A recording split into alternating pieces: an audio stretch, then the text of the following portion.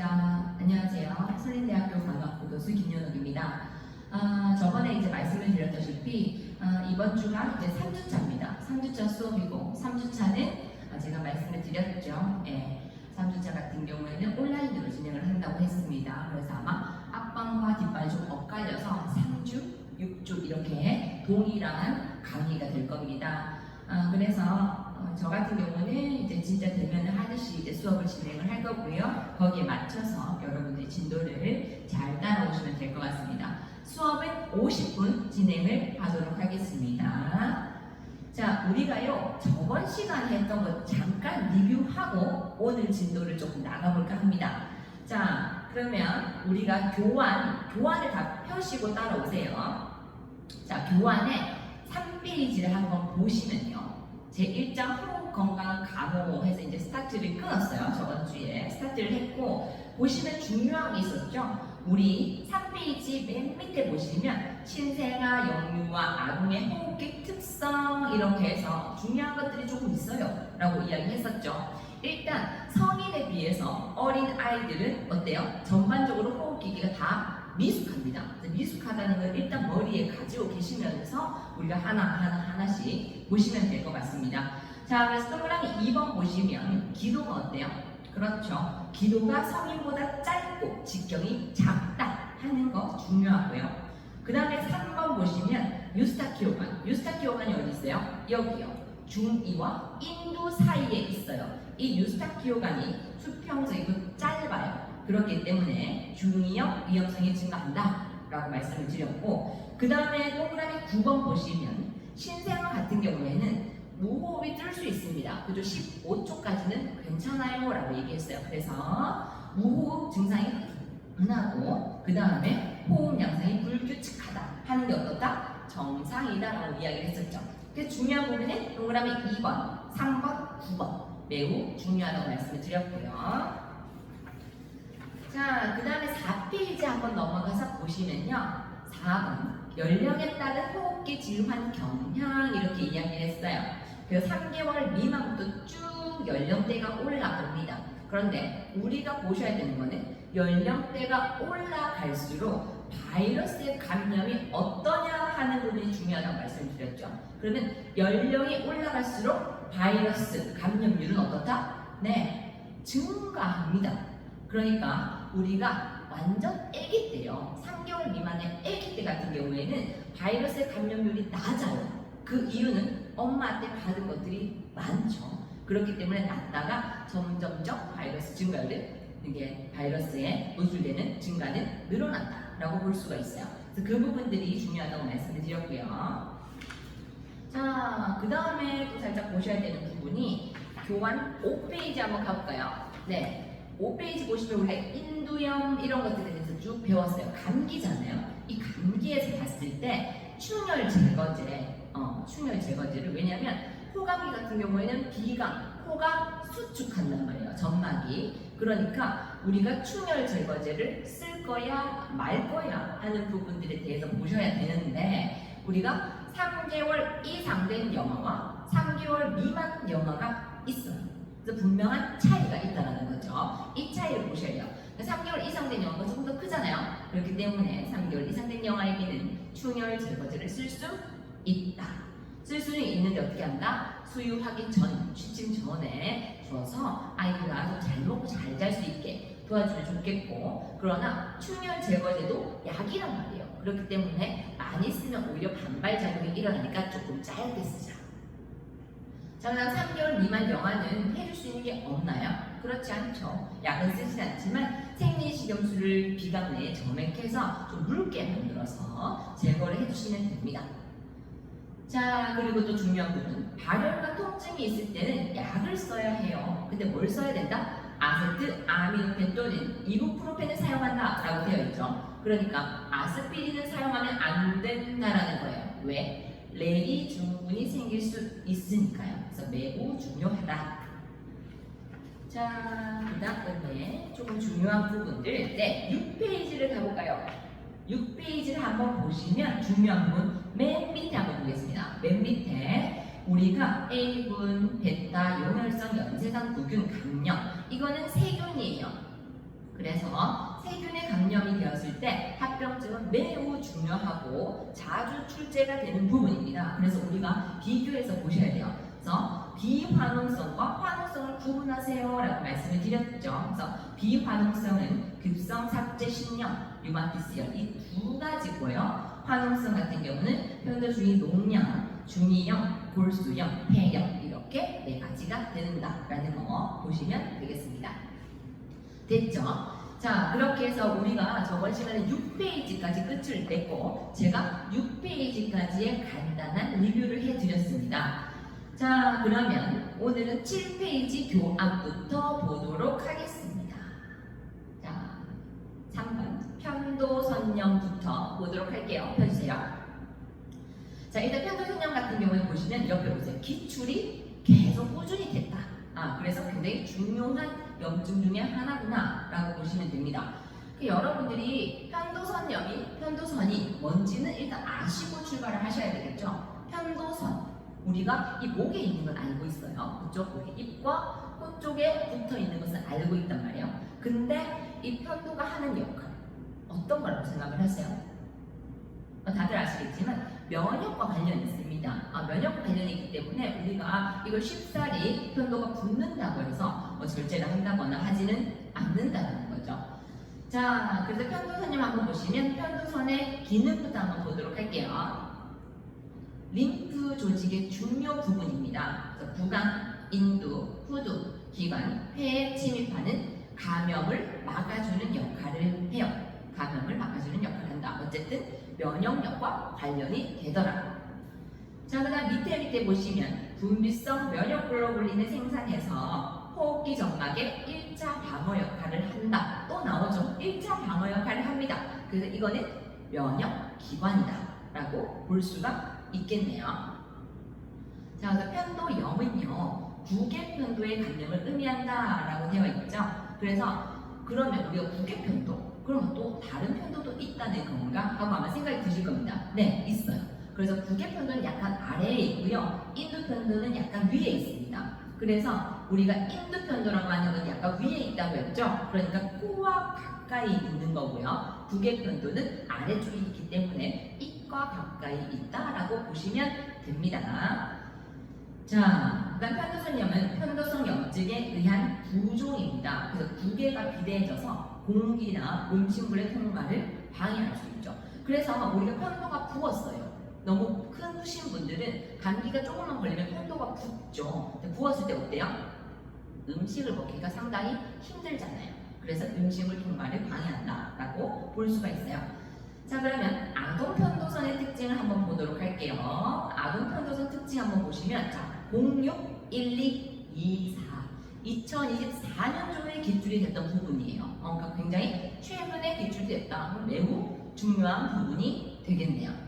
자, 어떤 부분이 시험에 나왔느냐? 자, 아동의 편도는요, 청년이나 성인의 편도보다 큰 것이 정상입니다. 그러니까 아동 같은 경우는 편도 자체가 원래 커요. 그러니까 우리가 그냥 단순히 크다고 해서 편도를 절제해서는 안 된다는 거죠. 왜? 원래 커요. 자, 그래서 옆에 보시면 12세의 성인의 크기의 2배가 됩니다. 그러니까 12세까지 계속 사이즈는 커져요. 그래서 12세쯤에 굉장히 2배 정도가 커지다가 12세 이후에 점점 줄어들면서 성인의 크기로 가게 되는 거예요. 그러면 우리가 아셔야 되는 건 뭐예요? 아동의 편도의 크기는 크다 라는 거 중요한 부분이 되겠네요. 자, 그래서 밑에 보시면 발적이나 염증 증상이 없으면서 줄치세요. 단순히 편도의 크기만 큰 것만으로는 편도선의 이유를 판단할 수 없음이라고 되어 있죠. 그러니까 아까 얘기했던 부분이요. 아동의 편도는 어떠다? 원래 크다. 이게 키포인트가 되겠습니다. 자, 그래서 제가 아까 설명드렸던 부분이 밑에 그림에 있어요. 자, 밑에 그림 한번 보시면 인두편도해서 인두편도는 똑같은 말이 아데노이드입니다. 아데노이드. 자, 그 다음에 밑에 보시면 입과 가까이 있는 게 부계편도 되어 있습니다. 자, 그럼 한 번 더 짚어드려요. 인두편도가 위쪽에 있습니다. 뭐와 가까이 있다? 코와 가까이 있어요. 자, 그러면 부계편도는 네, 아래쪽에 있어요. 입과 가까이 있어요. 이렇게 일단 알고 계셔야 우리가 조금 있다가 편도선 절제술에 대해서 배울 때 여러분들이 알 수가 있어요. 그래서 일단 말씀해 드렸고요. 자, 그 다음에 밑에 그림 한번 보시면 정상 편도는 양쪽에 한번 보세요. 양쪽 그림 이게 이 옆쪽에 보시면 약간 볼록하게 약간 튀어나와 있는 게 정상 편도이고요. 오른쪽에 편도염 소견 한번 보시면 크게 볼록하게 튀어나와 있는 모습을 볼 수 있어요. 이게 편도염이라는 거죠. 커지는 거죠. 자, 그럼 우리 3번의 원인 한번 보시면 어떤 원인들이 있느냐? 여러분들 생각했을 때 편도선염은 어떤 원인 때문에, 뭐 때문에 생기는 것 같나요? 그렇죠? 우리가 제가 감기할 때도 계속 설명을 드렸던 부분인데요. 기본적으로는 바이러스나 세균이 가장 기본 베이스입니다. 그래서 이것도 마찬가지 바이러스나 세균, 그리고 생각을 해보시는 거예요. 아, 편도선염 어떨 때 많이 붓더라? 네, 감기 걸렸을 때요. 이게 원인이 될 수가 있다는 거예요. 자, 그래서 보시면 원인에서 첫 번째 바이러스, 그 다음 세균 나와 있죠. 그 다음 옆에 상기도 감염이 주된 원인이다. 상기도 중에서도 감기를 얘기하는 겁니다. 감기. 자, 그 다음 밑에 보시면 주로 인두염과 함께 발생. 감기잖아요. 잦은 상기도 감염이 주된 원인이다. 줄이 딱 쳐져 있죠. 그래서 결론 뭐다? 감기 걸리면서 우리가 편도선염 같이 많이 오더라. 이렇게 보시면 되는 거예요. 자, 그 다음에 증상 한번 보시면 여러분 편도선 부었을 때 한번 생각해 보시면 돼요. 간단한 감기 증상과 함께 뭐 통증이 있을 수 있겠죠. 그래서 반복적 인후통, 통증, 그리고 먹기가 어렵습니다. 연화장애, 호흡곤란, 그리고 구강호흡, 비강염, 호먹은 소리, 만성중이염 같은 것들도 함께 생길 수가 있는 거예요. 그래서 여러분들 다 아는 증상입니다. 아프고 잘 못 먹고 호흡 힘들고요. 그게 편도선염의 증상이 되겠네요. 자, 그 다음 8페이지로 넘어갑니다. 자, 8페이지 한번 보시면 첫 번째 염증으로 인한 부계편도 비대 이렇게 되어 있고요. 밑에 보시면 인두편도 비대 되어 있어요. 아, 이렇게 해서 제가 부계편도와 인두편도를 알려드린 겁니다. 자, 그럼 부계편도 한번 생각해 봅시다. 부계편도는 위에 있다, 아래에 있다? 아래에 있어요. 입과 가까이에 있습니다. 그렇기 때문에 우리가 생길 수 있는 것, 그렇죠? 호흡곤란 아니면 연화곤란, 그렇죠? 음식물 공기 통과가 어렵습니다. 왜? 입 가까이 있으니까요. 자, 그럼 두 번째 인두편도 비대 보시면 똑같은 말로 아데노이드 비대라고 이야기를 해요. 어디와 가까이에 있다고요? 코와 가까이 있어요. 그러면 우리가 이 코가 막힐 수 있겠네요. 그럼 숨을 쉴 수가 없겠네요. 자, 그러면 후비도 비광 폐쇄로 호흡 곤란이 유발됩니다. 그래서 우리가 입으로 숨을 쉬는 구강호흡이 나타날 수 있다는 거예요. 이제 이해되실까요? 네. 자, 그 다음 5번째 치료를 한번 보는 거예요. 어떤 치료를 하느냐. 아마 여러분들이 편도선이 부어서 병원에 가시면 많은 치료를 할 거라고 생각합니다. 먹겠죠, 뭔가? 약을 드실 거예요. 항생제를 주죠. 자, 그래서 기본입니다. 첫 번째 보시면 자연 소실이 대부분이지만 인두 배양 결과에서 A군 용혈성 연쇄장 구균 양성 반응의 경우 이렇게 나왔어요. 자, 그러면 A군 용혈성 연쇄장 구균은 뭐다? 세균이잖아요. 그 세균성일 때는 당연히 항생제를 안 쓰면 안 돼요. 그래서 항생제 치료를 합니다. 그래서 페니실린이나 그죠, 이거 젠프록신 같은 것들을 쓸 수가 있게 되는 거예요. 아, 그럼 기본적으로 항생제를 주는구나. 근데 이렇게 약을 먹고 해도 안 낫는 경우가 있어요. 이럴 때는 수술을 할 수도 있는 거예요. 자, 그래서 두 번째 보시면 외과적 치료 이렇게 나와 있어요. 그래서 첫 번째 편도선 절제술, 가로에서 뭐라고 돼 있어요? 부계편도 절제. 자, 그 다음에 미드숨이라고 하시면 아데노이드 절제술, 해서 가로에서 인두편도 절제술 이렇게 나와 있습니다. 자, 그래서 편도가 두 개라고 했어요. 부계편도와 인두편도가 있어요. 그러면 이 두 개에 따라서 절제술이 조금씩 다르다라고 볼 수 있는 거고요. 그리고 여러분들이 조금 유념하셔야 되는 게, 자, 부계편도 같은 경우에는 어디 쪽과 가깝다고 했죠? 입과 가까워요. 그렇기 때문에 어떨 때 수술한다? 우리가 조금 단순히 커졌다고 절대 수술하는 게 아니라고 말씀을 드렸습니다. 그렇기 때문에 부개편도 절제라고 하는 거는 그렇죠. 너무 목쪽이 이쪽이 많이 부어가지고 먹는 것이 너무 어렵다든지 그렇죠. 그리고 숨을 쉬기가 너무 어렵다든지 이럴 때 수술을 할 수 있는 거고요. 인두편도 절제술 같은 경우에는 그렇죠. 코가 너무 심하게 막혀가지고 숨을 못 쉴 때 이럴 때 수술을 하게 되는 거예요. 자, 그러면 하나씩 볼게요. 자, 편도선 절제술, 부개편도 절제 한번 보시면 편도선은 구강 후 하방에 구강 인두 양옆에 위치를 하고 있습니다. 그러니까 입과 가까이 있어요 라는 말이에요. 자, 부개편도선염의 잦은 재발, 편도 비대로 인한 기도 폐쇄 시 이럴 때는 숨을 못 쉬잖아요. 이럴 때나 아니면 연화장애 초래하는 편도선 과잉 증식 상태일 경우에 수술을 한다라고 보시면 됩니다. 그러면 중요한 거 나왔죠? 언제 수술한다? 네, 너무 부어서 완전 극도의 호흡곤란, 기도가 아예 폐쇄됐다든지 아니면 너무 증식해서 먹지를 못한다든지 이런 위험한 상황일 때는 수술을 합니다 라고 보시면 되는 거고요. 자, 밑에 보시면 6세 이후에 실시한다 라고 되어 있죠. 그래서 사실은 이 부개편도 절제나 인두편도 절제는 모두 6세 이후에 하는 것이 좋습니다. 6세 이후에 하는 것이 좋아요. 이따도 설명을 드리겠지만 3세 이하는 두 개 다, 두 수술 모두 3세 이하는 금합니다. 3세 이하는 왜냐하면 3세 이하는요 편도가 감염균에 저항하는 면역 기능을 담당해 줍니다. 그런데 3세가 넘으면 완전히 기능을 다 하진 않아요. 3세가 넘으면 기능이 조금 더 떨어집니다. 그렇기 때문에 수술을 해도 크게 문제가 없다라고 봐요. 그래서 다른 또 면역기관들이 도와줄 수가 있는 부분들이 있는 거예요. 그래서 3세 이하는 금합니다. 이 두 가지 수술 모두 그래요. 그리고 수술은 6세 이후에 하는 것이 좋습니다. 자, 그래서 밑에 보시면 6세 이후에 실시한다라고 되어 있고요. 중요한 부분 나와요. 편도 절제술 금기 환자들이 있어요. 어떤 환자들을 금기하는 것이 좋을까요? 이거예요. 편도소 술술은요 되게 위험한 게 있습니다. 출혈량이 굉장히 많습니다. 네, 그렇기 때문에 부작용 또한 우리가 출혈에 포커스를 두실 필요가 있어요. 그래서 우리가 출혈이 많을 것 같은 환자분들은 다 금기입니다. 네, 그래서 보시면 급성 감염, 활동성 결핵, 백혈병, 혈우병, 자반병, 그죠? 다 혈액과 관련이 있죠. 이런 친구들을 피하는 것이 좋다. 그리고 편도선 절제술에 가장 빈번하는 합병증 나와있죠. 뭐다? 출혈, 동그라미 치고 별표 쳐주시면 됩니다. 자, 그래서 6세 이후에 수술을 하는 좋은 이유도 출혈 때문이에요. 최대한 늦게 하는 것이 사실은 좋은 거예요. 자, 그 다음 밑에 보시면 아데노이드 절제술 해서 인두편도 절제술입니다.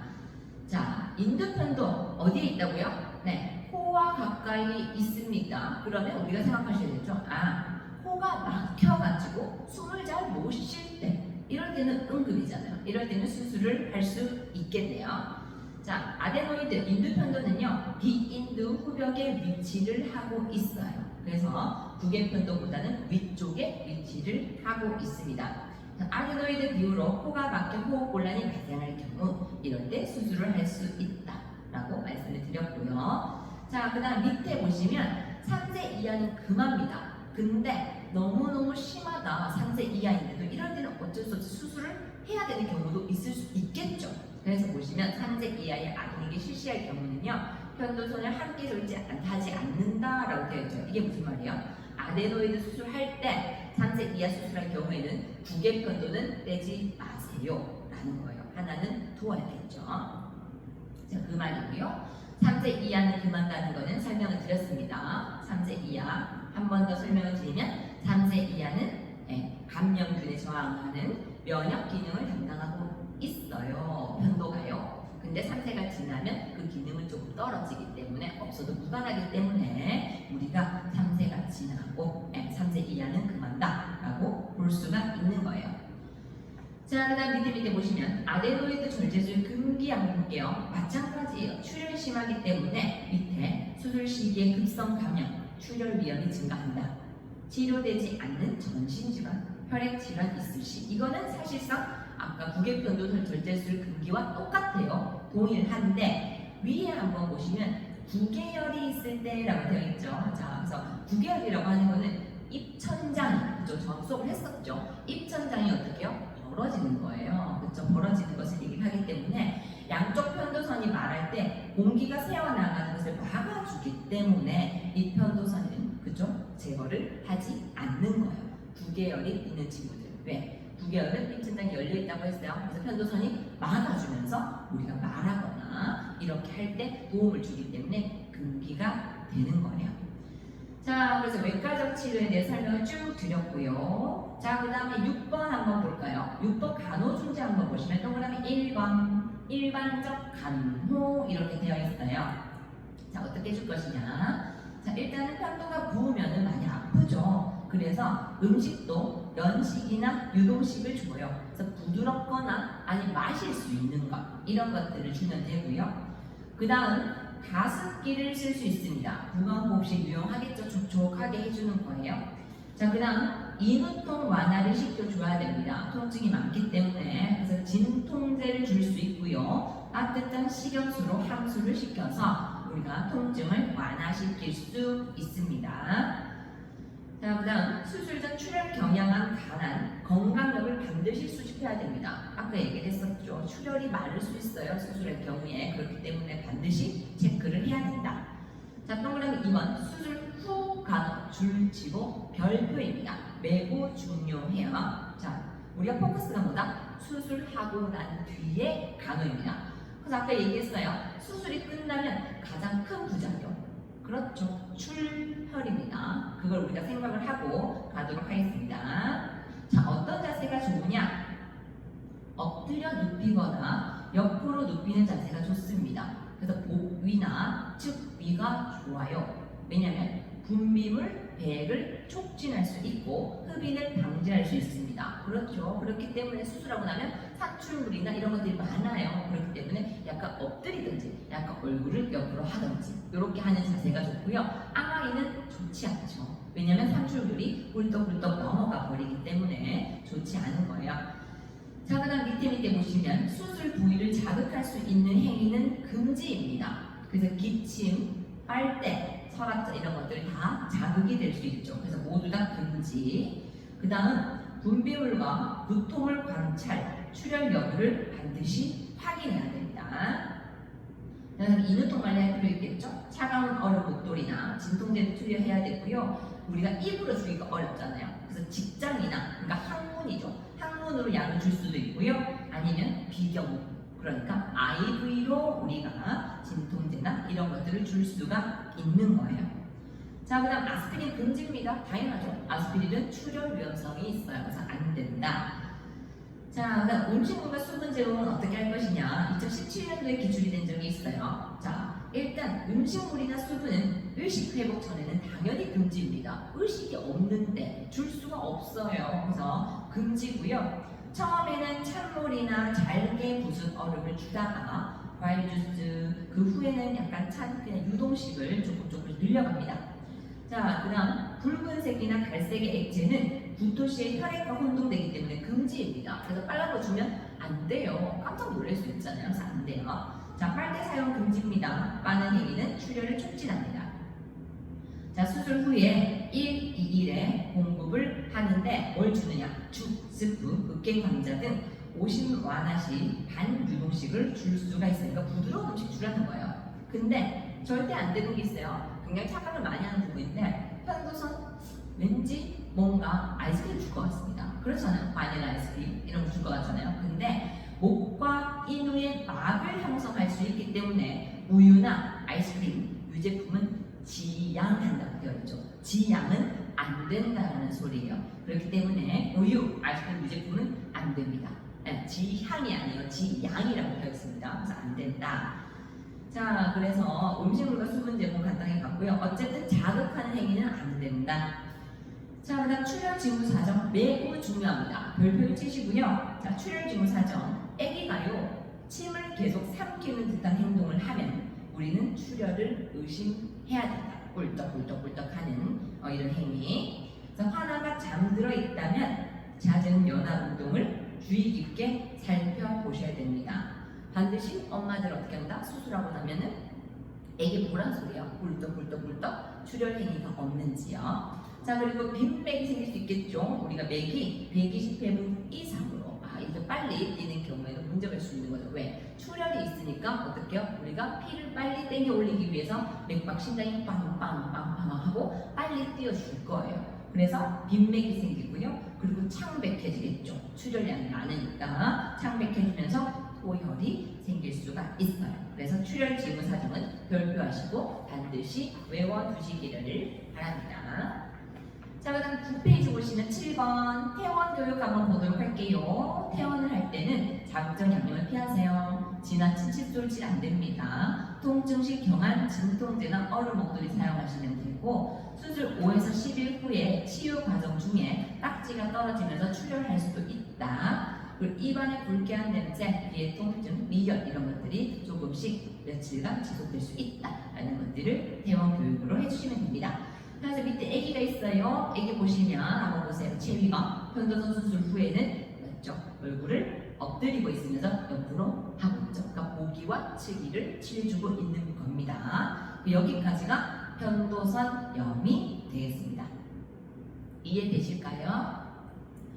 자, 그러면 이제 4번 중이염 들어가도록 하겠습니다. 중이염은 제가 늘 많이 강조했던 부분이에요. 일단 중이에 생기는 염증이에요. 그러니까 귀에 생기는 염증인데 우리가 뭐 때문에 많이 생긴다고 했어요? 중이와 인두 사이에 유스타키오관이라는 게 있어요. 그게 어떻게? 아기들은 수평적이고 짧습니다. 그렇기 때문에 잘 생겨요 라고 이야기를 했습니다. 일단 그것을 생각하고 중이염을 시작해 보도록 하겠습니다. 자, 정의 보시면 중이의 근만성 염증입니다. 원인 보세요. 스트랩토코커스, 헤모필루스, 스타필로코커스 이렇게 되어 있습니다. 그래서 보시면 이게 코쿠스, 필루스가 이렇게 되어 있지만 우리가 어쨌든 다 묶어보시면 다 세균이에요. 세균. 세균 때문에 생기는구나. 그리고 상기도 감염 때문에 같이 생기죠. 감기 걸리면서요. 우리가 같이 합병증으로 생기는 게 중이염이 상당히 많죠. 자, 그리고 간접 흡연도 상당히 많습니다. 또 이러한 이야기들이 있어요. 직접 흡연을 하지 않아도 옆에 사람들이 흡연을 많이 하면 그것 때문에 중이염이 더 많이 생긴다라고 보고가 되고 있습니다. 자, 그리고 모유 영양아가 인공 영양아보다 중이염 발생 빈도가 낮다라고 되어 있죠. 그러니까 모유가 더 좋다라는 거예요. 왜냐하면 지금 보시면 면역글로불린 A 이렇게 되어 있죠. A 같은 경우에는 엄마에게 받은 항체인데 모유에 굉장히 많이 들었어요.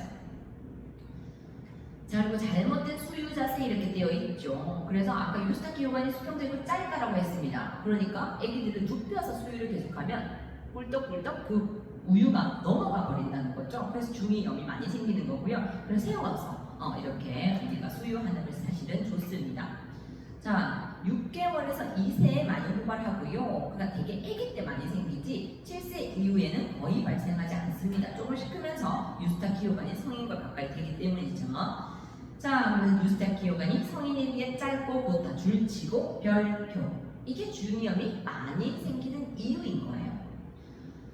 자, 그럼 중이염의 종류 한번 보도록 할게요. 종류는 3가지로 나눌 수가 있고요. 급성 중이염은 갑작스럽게 발생하는 거예요. 그래서 끝에 보시면 갑작스럽게 발생. 얘의 특징은 이거예요. 심한 이통입니다. 귀가 상당히 아파요.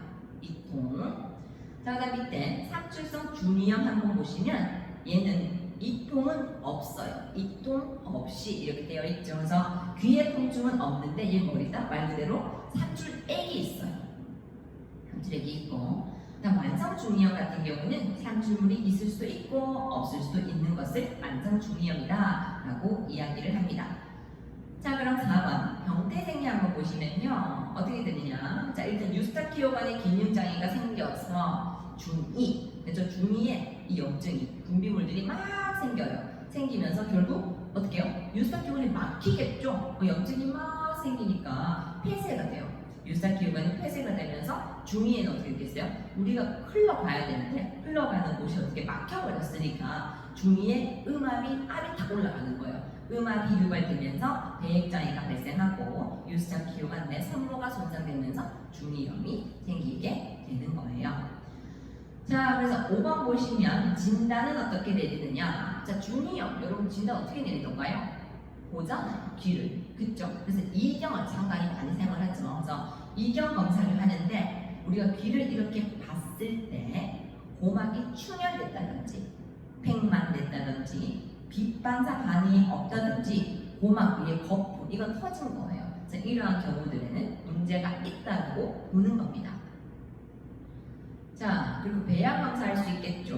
농성 분비물을 가지고 어떤 균인지 배양 검사를 할 수가 있어요. 그래서 대부분 이경 검사로 우리가 보면은 좀 부었다라든지 아니면 충혈됐다든지 이런 것들로 중이염을 많이 진단을 하고 있습니다. 자, 그다음 6번 보시면 영아의 중이염 촉진 요인 매우 중요합니다. 제가 계속 중요하다고 말씀을 드렸던 부분이에요. 자, 동그라미 1번 유스타키오간의 특성 한번 보시면 유스타키오간이 비교적 넓고 짧고 곧고 수평적이다. 줄치고 별표입니다. 애기들은 어떻게? 넓고 짧고 곧고 수평적이라서 이렇게 염증이 잘 생겨요 라고 보시면 됩니다. 자, 그 다음 10페이지 한번 보시면 동그라미 2번 보세요. 보시면 미성숙한 자연 방어 기전이 감염의 위험성을 증가시킨다. 그러니까 아직 어리죠. 그렇기 때문에 방어 기전이 아직은 미성숙합니다. 그래서 감염률이 높아요 하는 이렇게 두 가지 원인을 볼 수가 있는 거예요. 자, 그래서 밑에 그림 한번 보시면요, 정상 고막 한번 보세요. 작죠? 이렇게. 근데 중이어 보시면 팽윤된 고막이라고 되어 있죠. 고막이 상당히 커져 있는 모습을 볼 수가 있어요. 그리고 옆에 보시면 산출물이 굉장히 많이 누르고 있죠.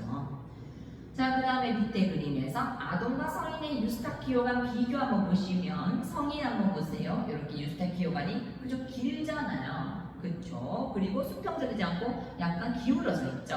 근데 아기 같은 경우에는 짧고 굵고 수평적인 모습을 보이고 있어요.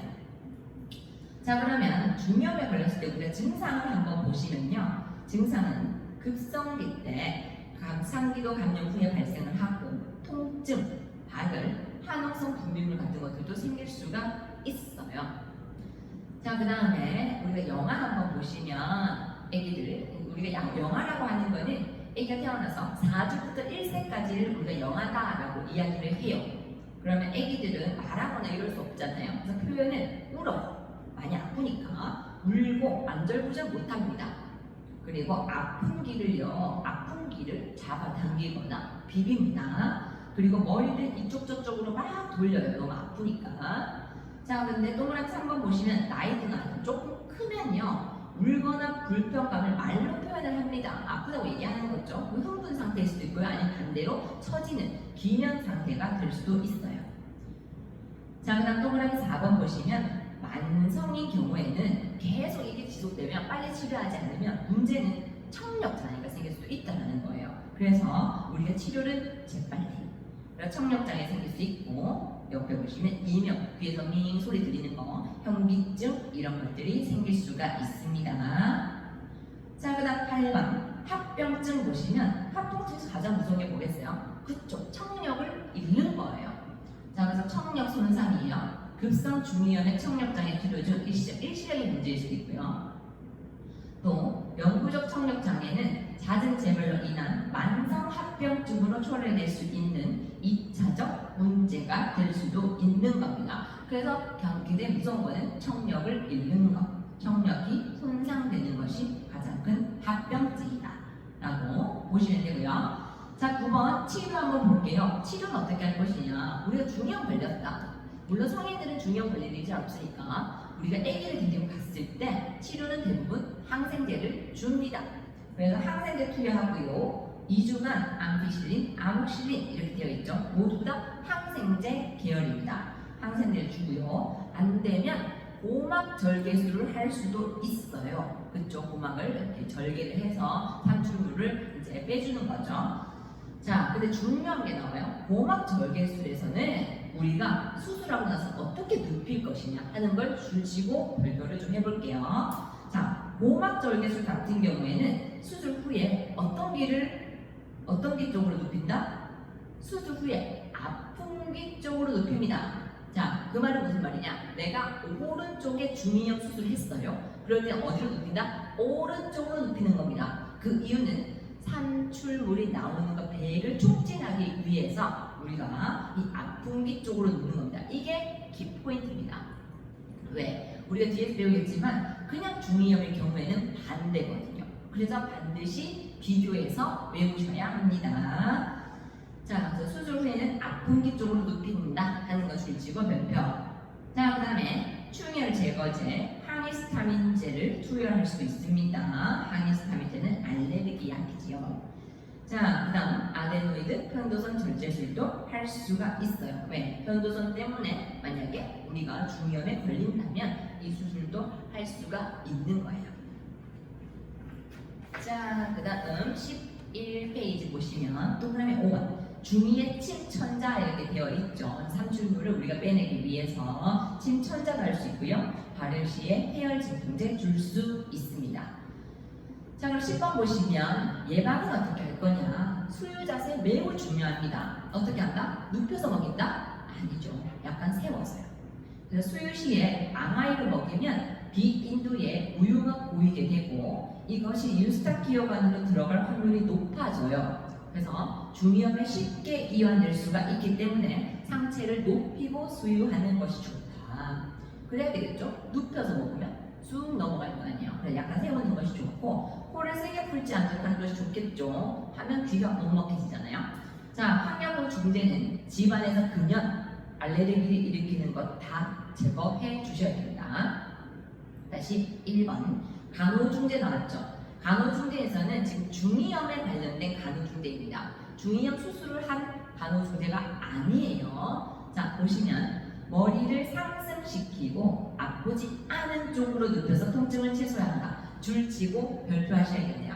그러니까 이거는 내가 오른쪽 귀가 아파요. 중이염입니다. 이럴 때는 어디 쪽으로 눕힌다? 아프지 않은 쪽, 어디? 왼쪽으로 눕히란 소리예요. 왜? 많이 아프죠, 오른쪽이. 그렇기 때문에 반대쪽으로 눕히라는 거고요.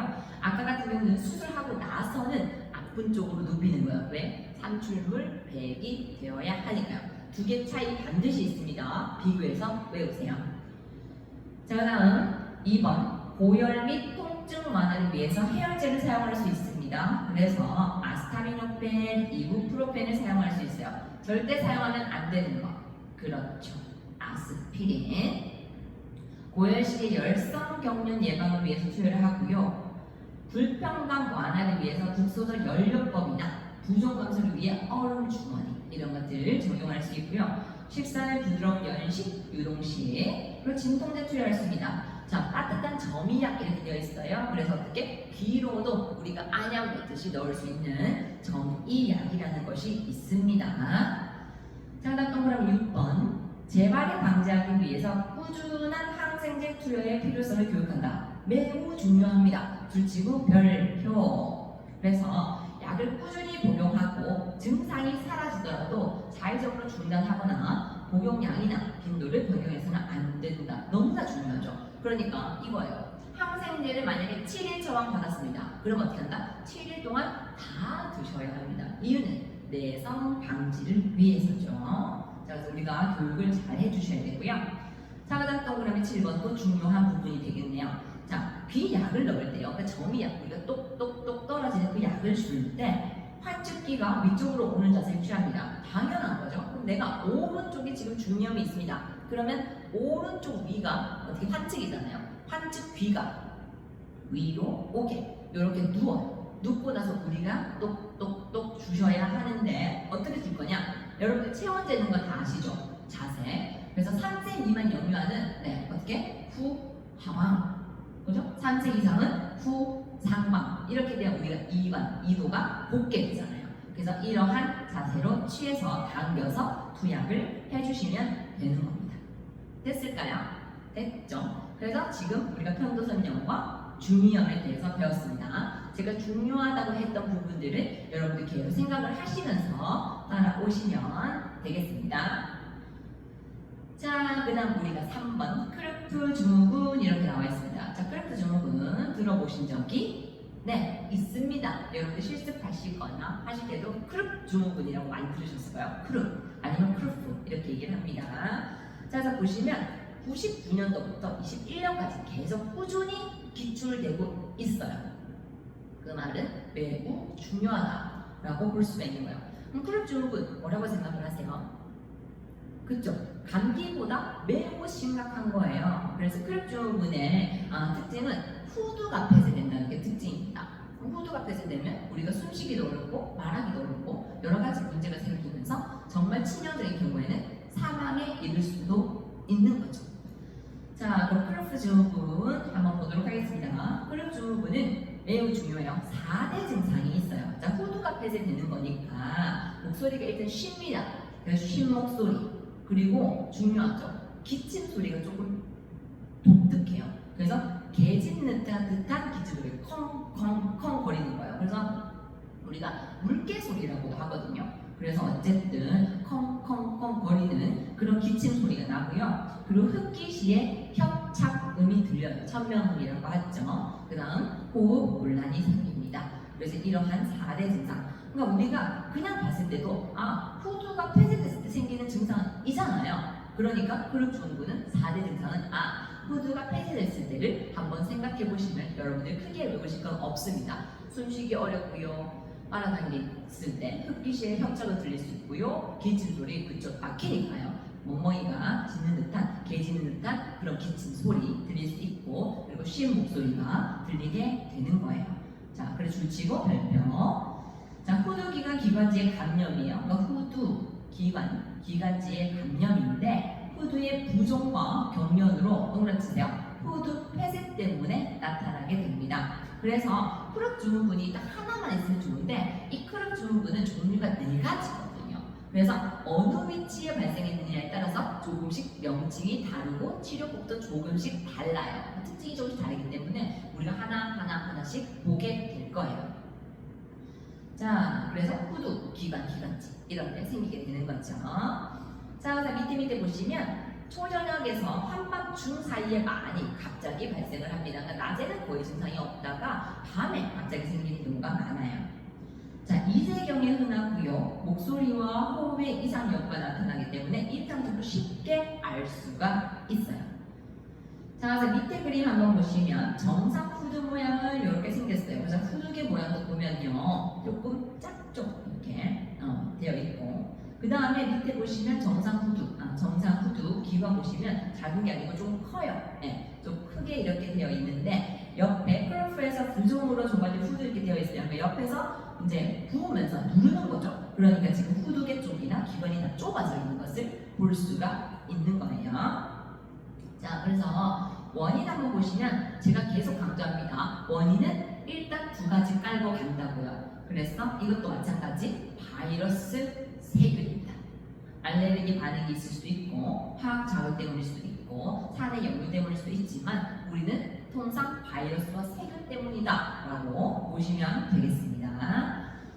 자, 그래서 밑에 보시면 이렇게 4가지가 나눠져 있어요. 그래서 유아기의 크루프 증후군 주체 빈도를 높아요. 각각의 명확하게 분류해서 조금 기억하세요 라고 되어 있죠. 그래서 밑에 한번 볼게요. 일단 동그라미 1번 급성 후두개염, 2번 급성 후두기관 기관지염, 그리고 3번 급성 경련성 후두염, 4번 세균성 기관염 이렇게 되어 있습니다. 그래서 하나씩 볼게요. 이 크루프 증후군 총 4가지거든요. 보시면 1번 급성 후두개염은요 가장 응급이에요.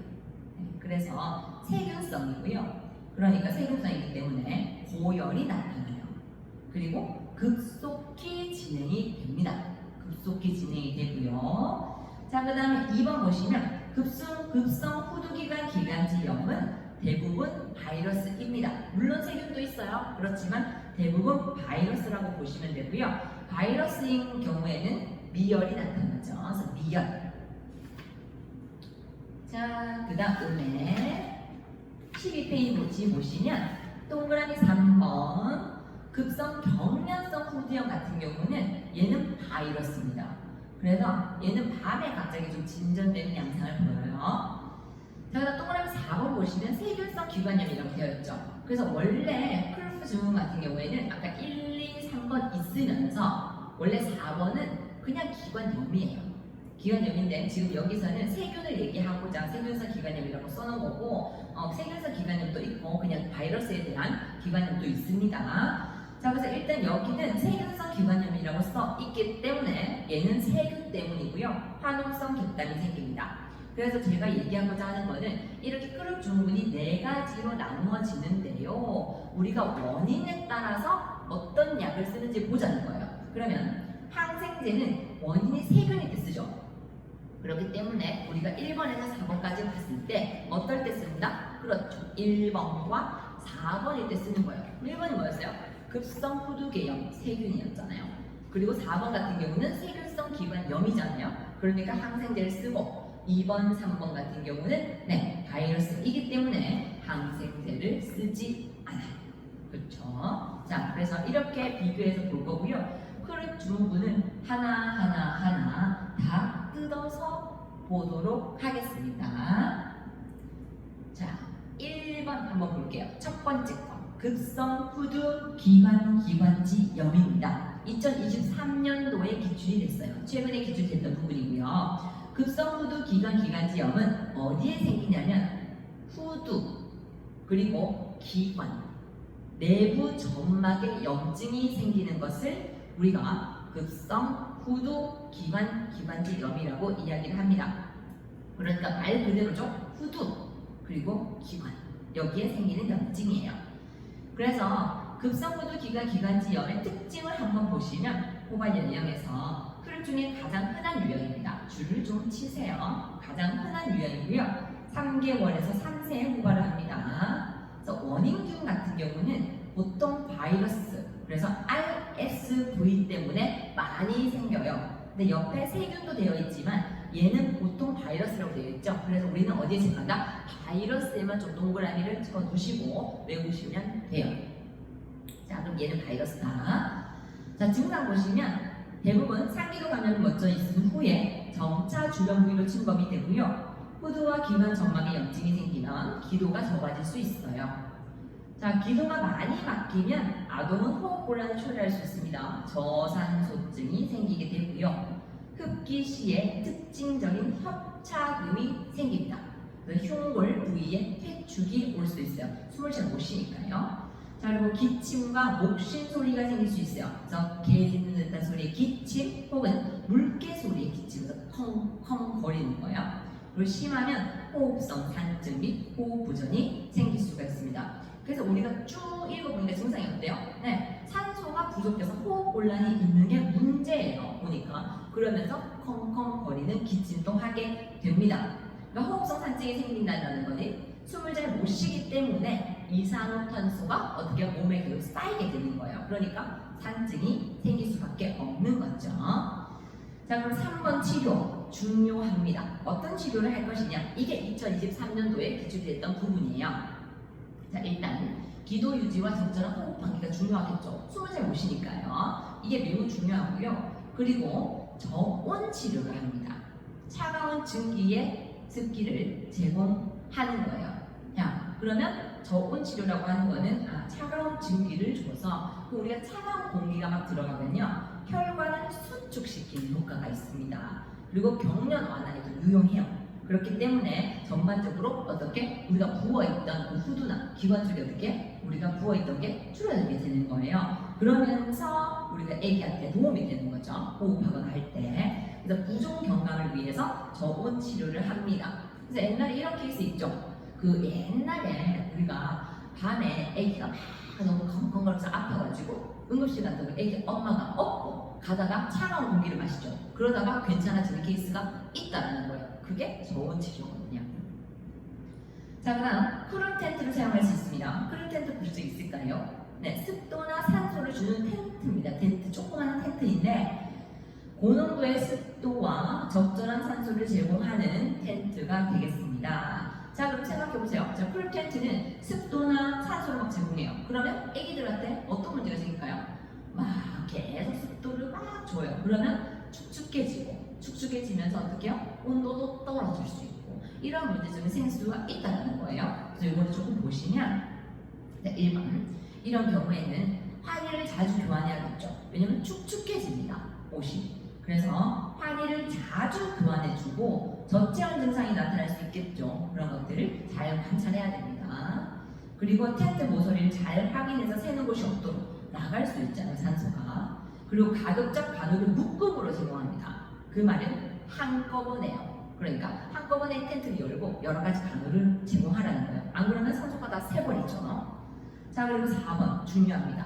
격리는 하지 않는다 이렇게 되어 있죠. 이 말은 부모와 격리를 하지 말라는 소리예요. 네, 부모님하고 격리를 하면 아기가 울죠. 그러면 호흡곤란은 더 심해질 거예요. 자, 그 다음 분무용 에피네프린을 이용합니다. 점막의 혈관 수축과 후두개 부종경감에 효과가 있어요. 그래서 에피네프린 그리고 코르티코스테로이드, 그렇죠? 스테로이드 제제, 감염 효과, 후두개 부종경감을 시켜주는 효과가 있어요. 그래서 사용할 수가 있고요. 자, 간호중재 한 번 더 보시면 환아에게 충분한 휴식을 줘서 에너지 소모를 막습니다. 그리고 경황크롭 중인 경우에는 아동이 좋아하는 음료수를 주면 되고요. 중요한 거 나와요. 환아를 올리지 않는 게 키포인트입니다. 줄지고 별표. 올리게 되면 호흡 부정과 저산호증이 더 심해지겠죠. 그래서 환아 올리지 않을 것. 그리고 정서적 안정을 도모하자. 부모와 함께 안정감을 느끼는 논리를 격려하고요. 또 중요한 거 나와요. 불안을 가중시켜서 아동의 호흡 양상을 악화시킬 수 있기 때문에 격리는 시키지 않는다. 줄지고 별표. 누구와? 부모와 격리를 하지 않는다 라고 보시면 되겠습니다. 됐죠? 자, 그래서 오늘 수업은요 이렇게 급성 후두 기관지형 크롭 증후군에서 첫 번째 것까지 저와 함께 꿀떡 봤고요. 다음 시간에는 이제 대면으로 만나서 저하고 급성 후두개형부터 진행을 하도록 하겠습니다. 수고하셨습니다.